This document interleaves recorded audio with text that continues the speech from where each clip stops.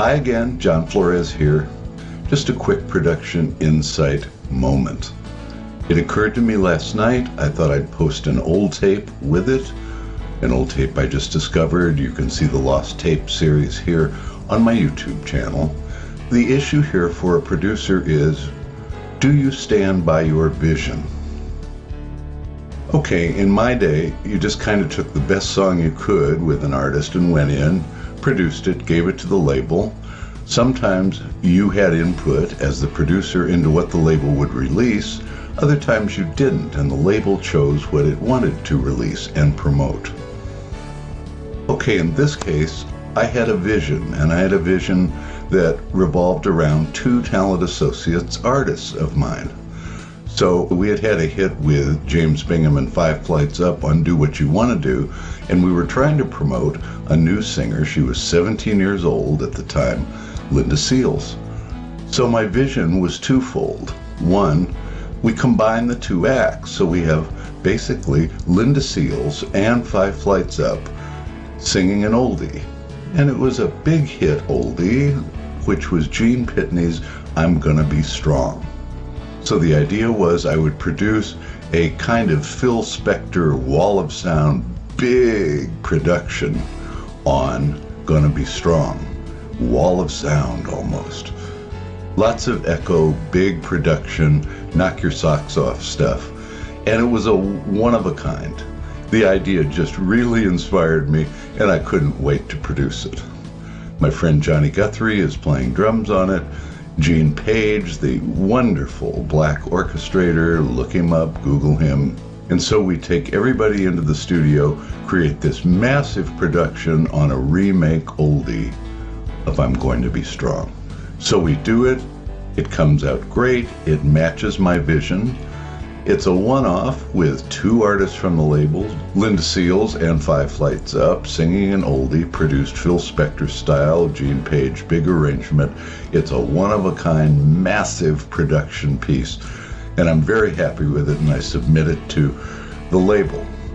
Talent Associates liked it, so we gave it to Bell Records, the distributing label, and Bell Records promotion staff said, "We can't sell this. What were you thinking? Go back in the studio and produce us a hit record. This basically sucks." Okay, this is a time in a producer's life when you have to choose. Do you become like, say Richard Perry at the time, and let your ego or your belief, whichever it is, maybe it's a combination of two, step forward and say, "I'm sorry, I believe this deserves a shot. Please release it, please promote it, and let's see what happens." Because much of the time, we really don't know. The label doesn't know, the producer doesn't know, radio doesn't know, and only the public knows. If the public likes it, then everybody jumps on board and says, "We always loved this record." No, they didn't. And that was true with Rock the Boat. That was true with Freedom for the Stallion. That was true with Grazing in the Grass for me. That was true with the 4-minute ballad Going in Circles.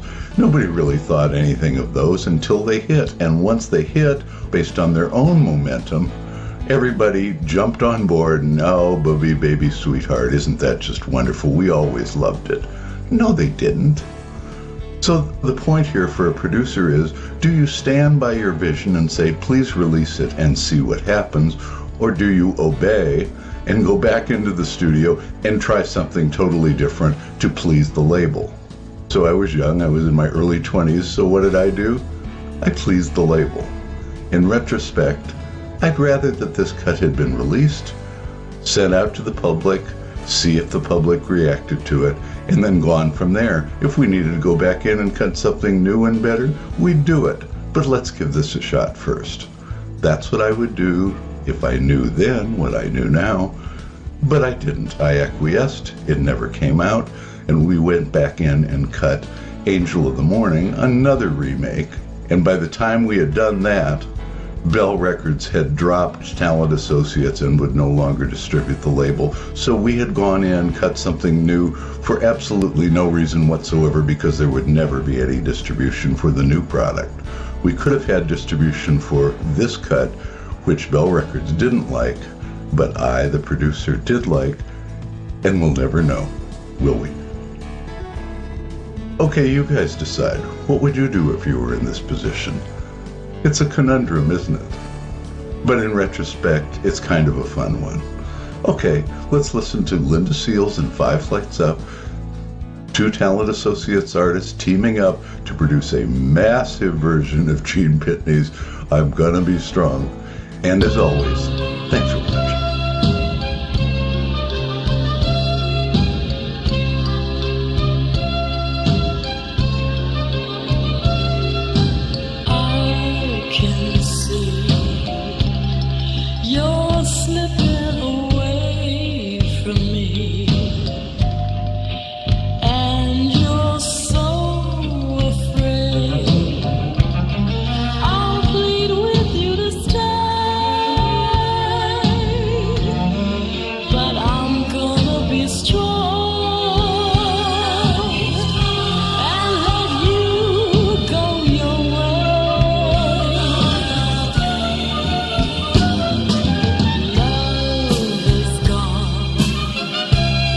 There's no sense in holding